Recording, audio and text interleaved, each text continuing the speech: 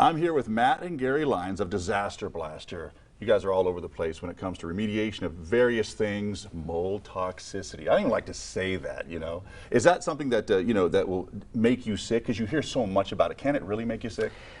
For the longest time, we looked at mold as an allergen. You know, so what may affect you doesn't affect me, as an example. But over the last several years, scientists and various studies have kind of indicated that there might be more to it than that.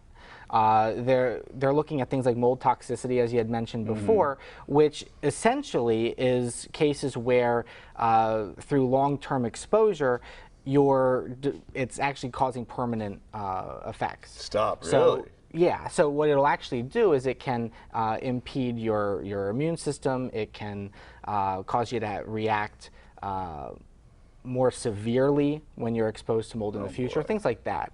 And some studies are even now linking mold exposure to chronic fatigue syndrome and multiple sclerosis.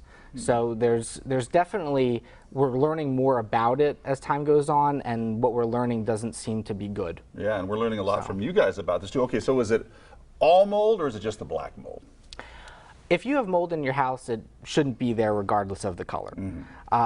They do talk about black mold a lot, but even those strains, Aspergillus and Stachybotrys, that they generally refer to as black mold, will be different colors depending on what they're growing on. So it's not really indicative of a problem that's worse or better.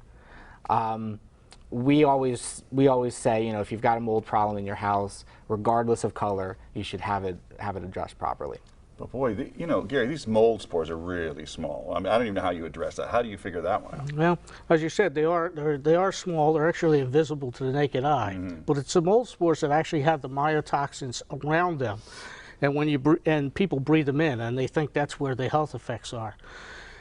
That's why it's really important that it just not remove the visible mold, but you have to remove the mold spores as well. And we have specialized equipment to scrub the air to remove those while we're doing the rest of the remediation. Speaking of remediation, how do I find a good remediation company? Because if you have the special equipment, I want to go with someone like that, not someone who doesn't have all that special equipment. You know what I'm saying? Well, you have to be careful.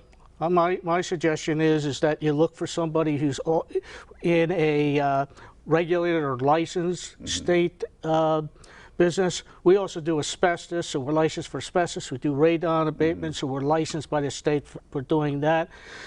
Unfortunately, the state does not regulate mold remediation, so there's a lot of guys with just a pickup truck out there doing it. They really don't know what they're doing. So look for the guy who's got some other businesses that are licensed, so you know you're getting somebody that knows what they're doing. Or these guys. You can look for that guy. You got to get these guys there. Matt and Gary Lyons, thank you. Disaster Blaster.